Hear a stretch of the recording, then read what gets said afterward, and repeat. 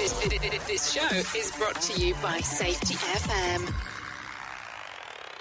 The following program is rated MALSV. It contains strong language, sexual situations, and violence. It is intended only for mature audiences. Finally, show with the balls to call it like it is.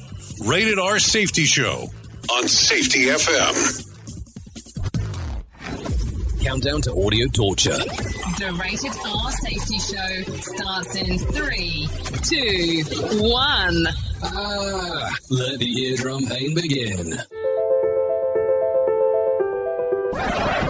Forget the corporate bullshit. This is the Rated R Safety Show with your host, Dr. It doesn't matter who the host is.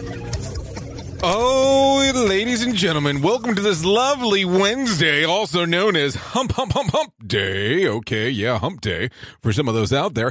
Today is Wednesday, April the 29th of 2020, day 120th of the year, and only 246 days remaining before the shit show is over with. Oh, yes, the shit show, call it what you want.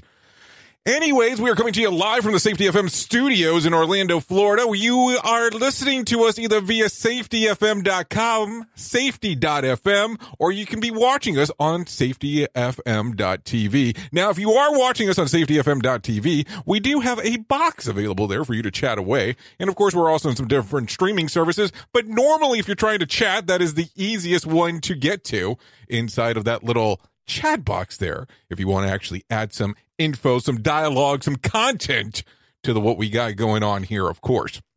Anywho, changes around again in the studio. I could not make up my mind. We have changed up some things. I am trying to get everything to work and be rearranged the way that I want to, but I'm sure you don't give a shit about that. It's not important to you. It's not important to our daily conversation. But hey, I just wanted to bring it up because to me, it's crucial to me getting this information out to you, but I'm not going to waste a lot of your time, and let's get you started with the feature story news, because, that's part of the gig now. It's part of how we do the thing. So let's get that started.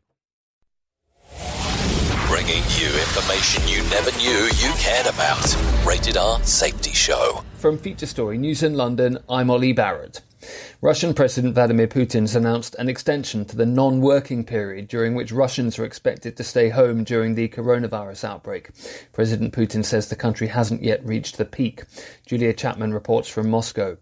Russia's COVID-19 outbreak is now the 8th largest in the world. With the May holidays approaching, the government is concerned that loosening restrictions would lead to a big spike in cases. President Vladimir Putin called on the Russian people to be disciplined and mobilized to fight the deadly threat of the virus. But it remains up to regional leaders to implement further restrictions to combat COVID-19. Moscow, which accounts for around half of Russia's cases, is under strict lockdown. But the region of Kaliningrad will start to lift restrictions on Wednesday, reopening stores and salons. Julia Chapman, Moscow. US President Donald Trump is mandating meat processing plants remain open to keep food supplies up during the coronavirus outbreak. He's used an executive order invoking a Korean War-era law to order them to keep functioning because of concerns about the supply chain. Chinese scientists say it's unlikely the coronavirus will ever disappear and will probably keep coming back, much like the flu. They say it's an epidemic that's likely to stay with humans for a long time. UK Prime Minister Boris Johnson and his fiancée Carrie Symonds have announced the birth of a healthy baby boy. Both mother and baby are doing well after the birth at a London hospital on Wednesday. Benji Hire reports from London. Boris Johnson had only just returned to work on Monday after spending time in intensive care during his battle with coronavirus. His then pregnant partner, Carrie Symonds, had also suffered symptoms of the disease. On Wednesday, they were back in hospital, this time to celebrate the birth of a child. The Prime Minister thanked what he called the fantastic maternity team, and his father, Stanley, is said to be absolutely delighted by the news, while messages of support have poured in from across the political spectrum. The couple announced at the end of February they were expecting a baby in the early summer, and they became engaged at the end of last year. Mr Johnson previously suggested he intends to take paternity leave, although it's not known if this remains the case given the COVID-19 crisis. Foreign Secretary Dominic Raab, who's been deputising for the PM, again stood in at Prime Minister's questions. Benji Hire, London. Bollywood actor Irfan Khan has died at the age of 53 following a battle with cancer. He was known for his roles internationally in films including Slumdog Millionaire and Jurassic World. FSN's correspondent Rebecca Bundan reports from Mumbai. Irfan Khan passed away in a hospital in Mumbai after he was admitted for a colon infection. He was diagnosed with a neuroendocrine tumour in 2018. He was widely considered one of Bollywood's finest actors, appearing in Indian cinema and Hollywood movies such as Life of Pi. Politicians and actors are among those who have been leading the tributes to Khan on social media. Rebecca Bundan, Mumbai. From bureaus worldwide, this is FSN. Listening to something magical. You're listening to the Rated R Safety Show. We at Safety FM are not responsible for what this idiot behind the microphone is saying. He is trying to be entertaining. Rated R Safety Show. I don't know why they're always picking and prodding at me. I don't do anything wrong. I just try to share what I have going on inside of this multiverse of ours. Anyways, hopefully you are having a fantastic day so far, and everything's going fantastic in your little world. And I only say that for the standpoint of saying it, because I think it's important, for us to do these things. So anyways, we've been talking over the last few days. Of course, all the craziness is going on inside of the world. We're also talking about the different aspects of what is going on related to COVID-19. And from time to time, we do hit up stories that are not related to COVID-19. And sometimes that could be pretty exciting, depending on how you look at it. So let's kind of go through that real quick. Following a streak of devastating tornadoes in Tennessee last month that killed 18 people and injured about 88. Not that this is an exciting story, so let's just make sure we're clear here. Eric and Faith Johnson couldn't find their beloved Australian shepherd, Bella. Yeah, I'm talking about a dog here, just in case. 52 days later, the pup found her way home. The Johnson lost their home in the disaster. They say that the dog alerted them of the severe weather, giving them time to prepare and save their lives. Pretty interesting dog so far. Eric says that he left scraps of clothing near the damage in case Bella returned. Eventually, a neighbor who recognized the dog was able to bring her and reunite Bella with her family. So, yes, it's devastating about the 18 people that were killed. Yes, it's devastating about the 88 people that were injured. And yes, it all boils down to the dog Bella being saved. So I guess that's kind of cool that actually did take place. Not a terrible, another COVID-19 story. So, and yeah, it just seems more disastrous the more we get down the path here. So, of course, we have to talk about it from time to time. So let's kind of go through there. There are high hopes that heartburn drug from famotidine, I think it is, to treat the COVID-19 symptoms. The compound is common drugs that are used in, are you ready for this? Pepcid. Yeah, Pepcid. Northwell Health CEO says the trial are promising and that there should be some more definitive results in the next 2 weeks. Now, here's the interesting part. The current trials treat patients with 9 times the typical amount that would be taken for heartburn. So understand that they are taking large quantities of this stuff. It's not just like they're going, hey, I need some Pepcid and I'm running to the grocery store and dunking it in. Now, I'm not going to tell you go out there and buy a bottle of the damn thing and try to down yourself with a bottle. Probably not the greatest idea to do so there. Just bringing that up. Anyway, South Korean intelligence knows exactly where Kim Jong-un Jr. is going, or is at, better saying. Bloomberg reports that one day after President Trump said that he was privy to Jr.'s condition, but couldn't say anything at the time. Now the South Korean minister for North Korean affairs says that Jr. is just held up trying to avoid the coronavirus, which would explain why he would avoid such public gatherings like April 15th, Day of the Sun celebration. Worth noting, North Korea publicly reports that there are 0 cases of the coronavirus there. So, don't know if you could really have it both ways, my friends, because why are you hiding from the coronavirus? But if that's not what's actually there. Meanwhile, Junior's sister Kim Jo-young might not be the heir to the Hermit Kingdom after all. Instead, the powers could go to Junior's uncle, Kim Pwong-tu. So just want to make sure we got that right there, who already has largely lived abroad as North Korean's diplomat. Which post had in Bulgaria, Finland, and the Czech Republic over the last 40 years. Last year, he was called back home and reportedly living under the house arrest. Experts say that North Korea's male-dominated culture would take the male figurehead better than a female one. So just keep that in mind as we move forward there. American intelligence operations are also beefing up their background information on Kim Jong-un, in particular that they want to learn more about her personally, to build a file that includes information like medication history, drug abuse, temperament, self-confidence, and tendencies. And does she have impulsive actions? Now, this is, of course, all reported by the New York Post. That's one hell of a file, I might say. You know, you have to think about it there for a moment. Would you like that kind of file on you? I mean, does everybody have a file like that? I don't know what the hell's going on. If that is the file, what all is there? Our safety show. Sarcastic? Never. Anyways, I don't know if it's about sarcasm, but maybe it's about conversation. That's for sure. Anyways, it is safe to say that there is no election day for COVID-19 surge in Wisconsin. Let's try that again. It is safe to say there was no election day. Well, it seems like we're getting some mail in at the same time. No election day. COVID-19 surge in Wisconsin. 3 weeks after the election, the highest number of daily COVID-19 deaths was April the 4th, with 19. The highest number of hospitalizations was on April the 9th, with 446 beds were filled in Wisconsin. That was just 2 days after the election, the minimum believed incubation period for the disease. Though there was a jump of 11.9% 2 weeks after the election, the marginal increase didn't hold. The latest infection rates in Wisconsin are 7.6%. I don't know. I keep on looking at this, and how does that whole election thing go? Now, of course, we are talking about the primary elections that were taking place in the Democratic Party between Joe Biden and Bernie Sanders. Now, I do believe, if I remember correctly, and I know it's been a few weeks, but at this time it seems like a few years, that was after that election, that was the election after Bernie Sanders decided to drop out. So keep that in mind, too. So I don't know if that's good, bad, or indifferent. No, taking a listen to the different things there, because that's always something on how that ends up taking place. I look at it and go, is it bad? Is it different? Is it good? I don't know. I just know that I share this information with you as it comes available. And that's the only thing one can do, of course. So anyways, let's continue down the path here.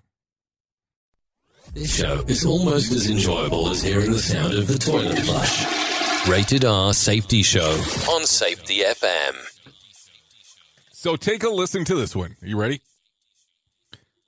In the Great Cola Wars, Pepsi stock is faring much better than Coca-Cola. While Coke usually enjoys half of the sales from an event-based business like sporting events, restaurants, Pepsi's portfolio is about the same as the space in the low teens. Meanwhile, Pepsi has a diverse brand of snacks, such as Frito-Lay. And snacks are plenty in high demand as of these days. Pepsi exceeded sales expectations by nearly $800 million in the first quarter of the year. They announced plans to buy back about $2 billion worth of stock this year. So I don't know. Are you a Coke drinker? Are you a partaker of that? I mean, if you are, that's great. If you're not, well, maybe that's going to be a problem for some. Yeah, you're probably hearing some weird things going on with my mic all of a sudden. I don't know what the hell just happened. So we'll see how that goes. Hopefully nothing goes too wacky for Cocoa Puffs as we move forward. Anyways, we are still coming to you live on safetyfm.com and on safetyfm.tv. Yeah, .tv. Hopefully I can get that out as we move forward here. So. Did you hear about this one? Quest Diagnostics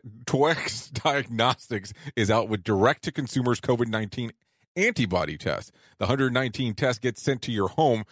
You do the test and send it back, and the results are available through an online dashboard within about a week or so. If you're interested, you can go to getquesttest.com. So that is a antibody test that you can do directly at home to figure out how that is going for you. because that's going to be interesting as you move forward, of course. A lot of antibody tests seems to be the conversation as of late, and I just don't know what to take a look at. What is the validity there as we move forward? Because that's going to be the whole other aspect. What is the aspect of the test?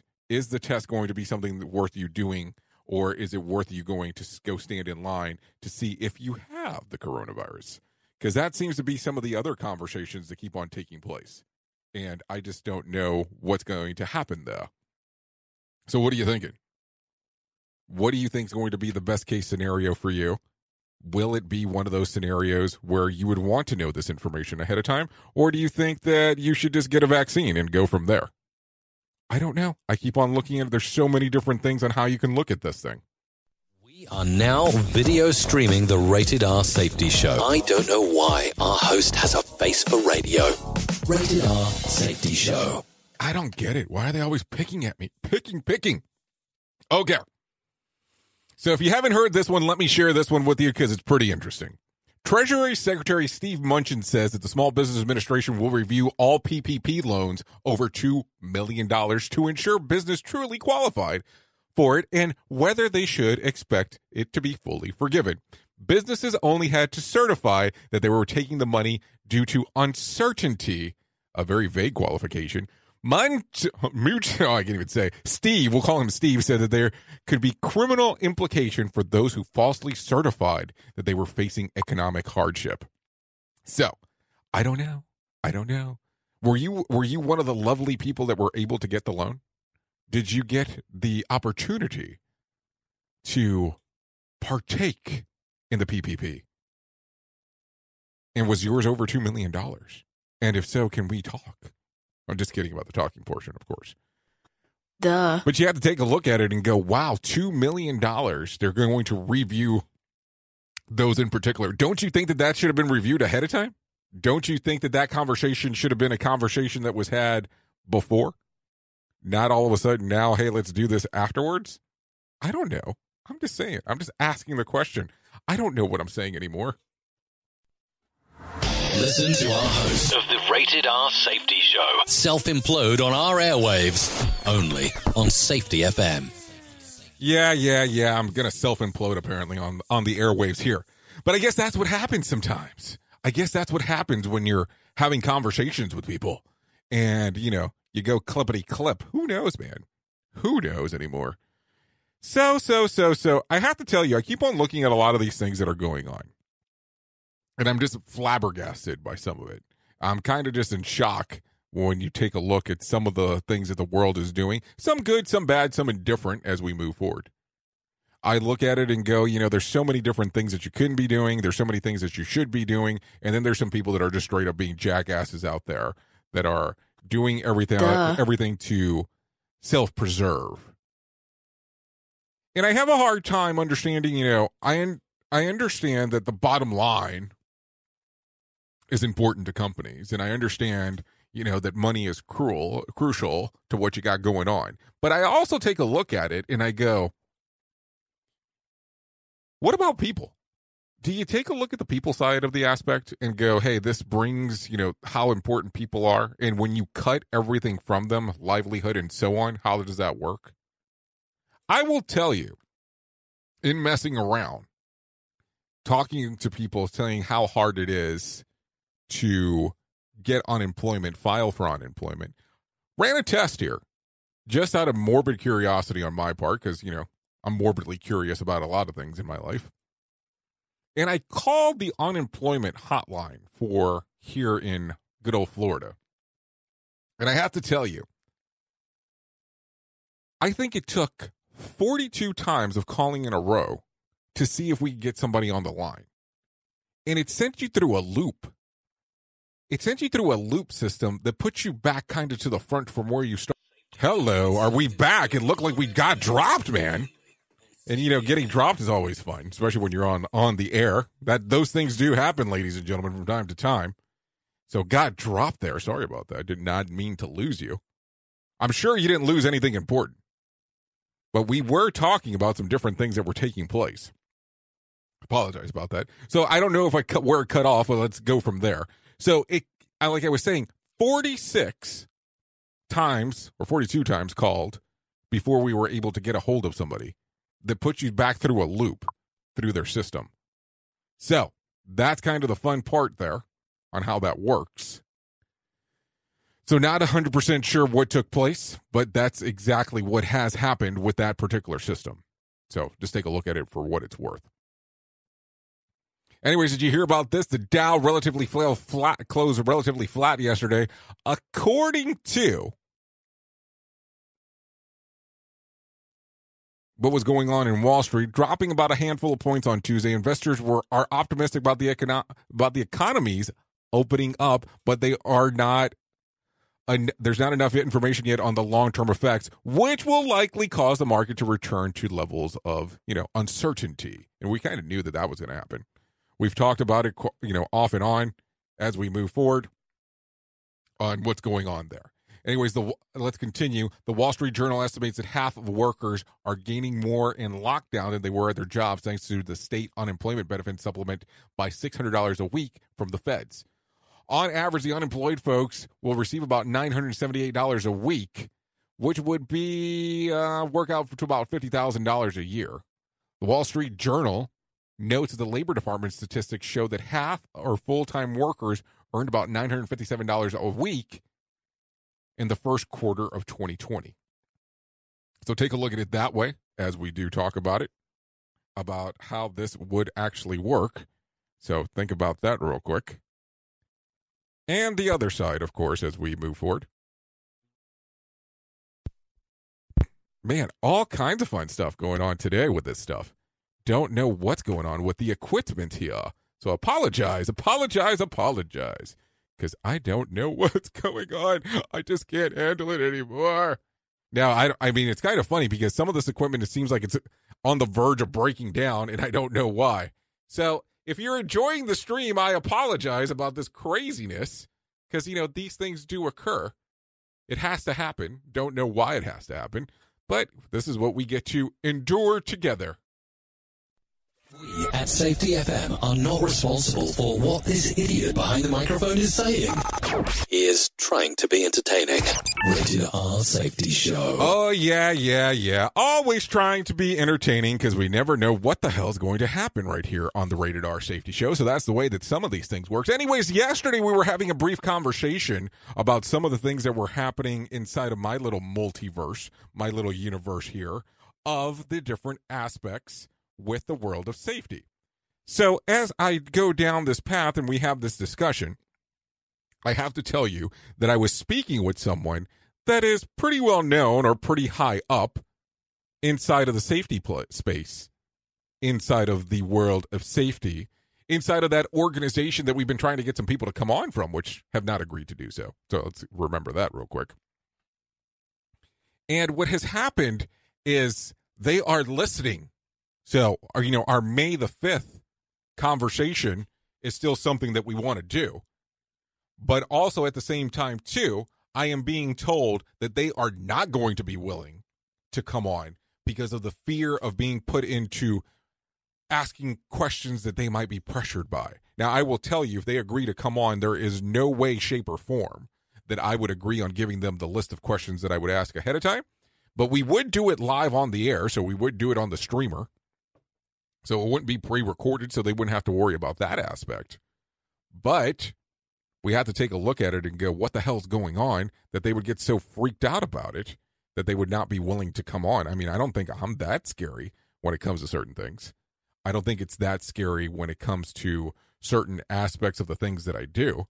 But hey, what do I know? So that's just something to think about here. Of course, the more we move forward, the more we talk about the different aspects of what's going on in this particular world of safety. Also, I was talking to someone today that said that they have enough pull that they could actually get them on. Now, I don't know how true that is, but it'll be definitely interesting to see what happens next.